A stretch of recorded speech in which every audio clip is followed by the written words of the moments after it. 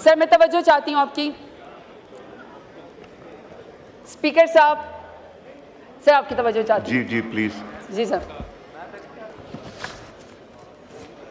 Please, sorry, वो multitasking. Sir मेरा issue है कि मेरे लीडर ने मुझे आंखों में आंखें डाल के बात करनी सिखाई है। सर अगर मुझसे आई कांटेक्ट नहीं होगा तो मैं बात नहीं कर सकती हूँ। सर मेरी आपसे गुजारिश है। सर ऐनक पहन लें, ऐनक पहन ले सर, ऐनक पहन ले सर। सर लीडर हूँ, अपने हल्के से 1.5 लाख वोट लेकर आई हूँ। तो सर अगर आप मुझे सुनेंगे नहीं तो फिर मैं बात नहीं कर सकूंगी। मैं सुन लूंगा, देखूंगा नहीं। आई कांटेक्ट खवातीन के साथ अच्छा नहीं लगता।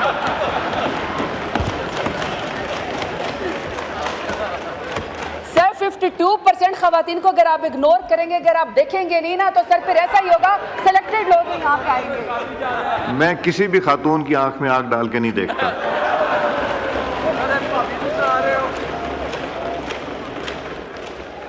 चले सर। ताज गुल साहिबा, आप ये फाइनेंस के ऊपर। जी बहुत शुक्रिया स्पीकर साहब।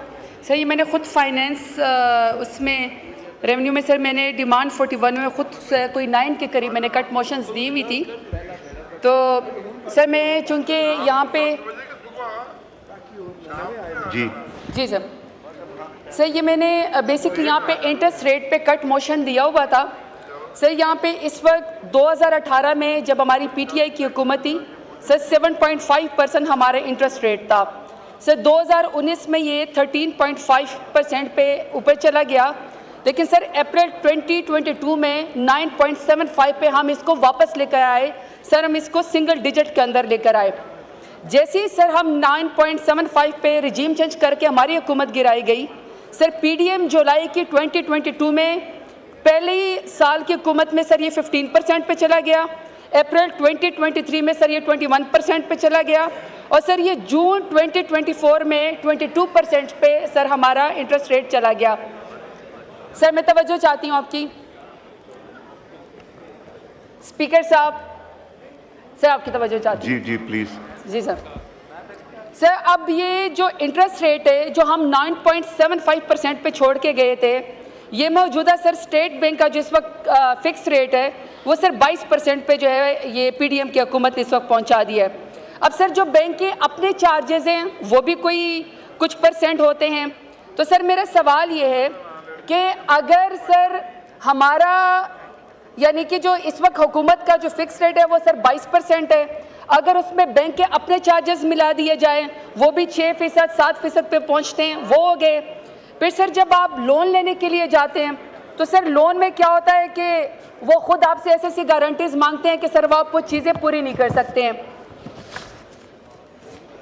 प्लीज, सॉरी, वो मल्टीटास्किंग। सर मेरा इशू है कि मेरे लीडर ने मुझे आंखों में आंखें डाल के बात करनी सिखाई है। सर अगर मुझसे आई कांटेक्ट नहीं होगा तो मैं बात नहीं कर सकती हूँ। सर मेरी आपसे गुजारिश है। सर ऐनक पहन लें, ऐनक पहन ले सर, ऐनक पहन ले सर। सर लीडर हूँ, अपने हल्के से 1.5 लाख वोट लेकर आई हूँ।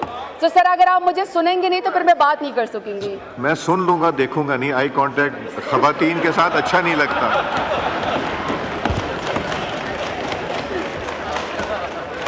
सर 52% खवातीन को अगर आप इग्नोर करेंगे, अगर आप देखेंगे नहीं ना, तो सर फिर ऐसा ही होगा, सिलेक्टेड लोग ही यहाँ पे आएंगे। मैं किसी भी खातून की आंख में आंख डाल के नहीं देखता।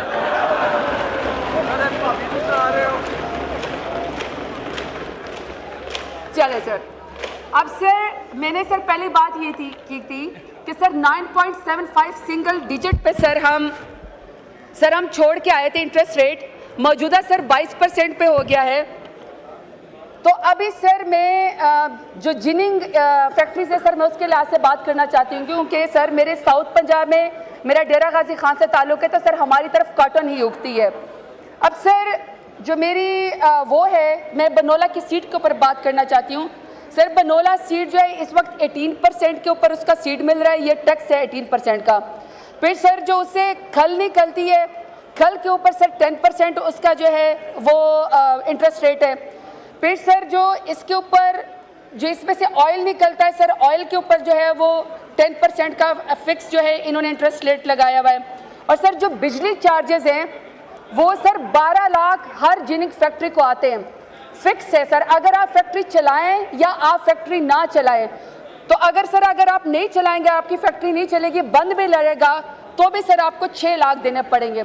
अब सर मैं सिर्फ इस चीज़ के ऊपर बात कर रही हूँ कि हमारे साउथ पंजाब में चूँकि कॉटन उगती हैं, हमारी सारी सराय की ख़वातीन सर जो पर्दा कर दिए घरों से नहीं निकलती हैं, लेकिन कॉटन एक वाहिद फसल है सर, वो सारी ख़वातीन बाहर आती है, वो इसकी कॉटन की चुनाई करती हैं और सर पूरा साल में उनकी जेब में उस वक्त इंडिपेंडेंटली पैसे आते हैं जब वो ख़वातीन जो है वो पैसे बना सकती हैं। अब सर जब ये जिनिंग फैक्ट्री बंद हो जाएंगी, जिसका मैंने आपको इंटरेस्ट रेट बता दिया है, अब सर PCGA जो है वो ये कहती है कि हम इस दफ़ा जो है वो कॉटन ख़रीदेंगे ही नहीं। अब सर जब वो कॉटन ख़रीदेंगे ही नहीं तो किसान के पास तो पैसे नहीं आएंगे, और वो जो हमारी ख़वातीन जो मैं आपको बता रही हूँ जो डेरा गाजी खान में साउथ पंजाब में कॉटन की चुनाई करती, जो वो पहली दफ़ा फील करते हैं कि हम इंडिपेंडेंट हो गए हैं, सर ये एक तो ये वाला नुकसान हो गया कि ख़वातीन को सिर्फ बिस्क की लाइन में नहीं खड़ा करना कि आपने उनकी जेब में किसी तरीके से 10,000 या 12,000 डालने हैं, सर उनको तो हमने लेबर फोर्स के अंदर भी लेकर आना है, हमने उनको जॉब्स भी देनी है। तो सर ये जो इस वक्त पॉलिसी है मौजूदा हुकूमत, इसकी वजह से सर ख़वातीन की ये कपास की चुनाई की भी ये भी ख़त्म हो गई है। दूसरा सर कॉटन के रेशे से जो कपड़ा बनता है, टेक्सटाइल मिले जो हैं, अब सर टेक्सटाइल मिले बंद होने से ये आपकी जो और जो है सर वो जॉब की एम्प्लॉयमेंट जो है वो ख़त्म हो जाएगी। अब सर जब आपकी कॉटन मिल बंद हो जाएगी, जिनिंग फैक्ट्री आपकी बंद हो जाएगी, सर आपकी टेक्सटाइल जो है जब वो बंद हो जाएगी इतने बड़े इंटरेस्ट रेट पे, तो सर ये बहुत मुश्किल हो जाएगा। पहले आपके सर 50% जो इंडस्ट्री है वो बंद है और 50% से ज़्यादा पार्शली सर आपकी बाकी इंडस्ट्रीज भी बंद हैं। तो सर 119% आपका इंक्रीज़ हो गया कि आपके मुल्क से एजुकेटेड नौजवान लड़के लड़कियां बच्चे बच्चियां ये मुल्क छोड़ के जा रहे हैं। इस साल में सर 15 लाख के करीब नौजवान आपका मुल्क छोड़ के चले गए हैं। लोग नकल मकाने पे मजबूर हो गए, लोग हिजरत करने के ऊपर मजबूर हो गए। मेरा ख्याल है कि सर जितना इनकी पॉलिसी ने इंटरेस्ट रेट ने सर ये बिल्कुल कॉस्मेटिक्स है, ये समझते हैं कि मुल्क से बाहर डॉलर नहीं जाएंगे, इकोनॉमिक एक्टिविटी होगी। सर इकोनॉमिक जो एक्टिविटी वो तो बिल्कुल रुक गई है। सर आप आंखें मिलाने के बजाय साइड से निकल के चले गए हैं।